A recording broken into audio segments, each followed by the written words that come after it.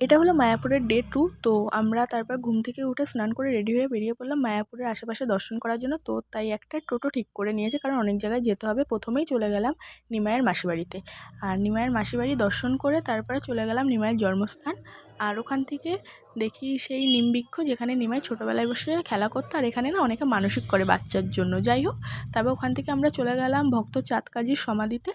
আর এখানটায় অনেক কাহিনী রয়েছে এই বটবৃক্ষ। তারপর ওখান থেকে আবার সেই ইতিহাসের রাজা বল্লাল সেনের রাজপ্রাসাদটা দেখলাম। আর এখন সেগুলি কিচ্ছু নেই, সব মাটির নিচে চলে গেছে। তারপরে এই জায়গাটার আমার ঠিক মনে নেই নামটা।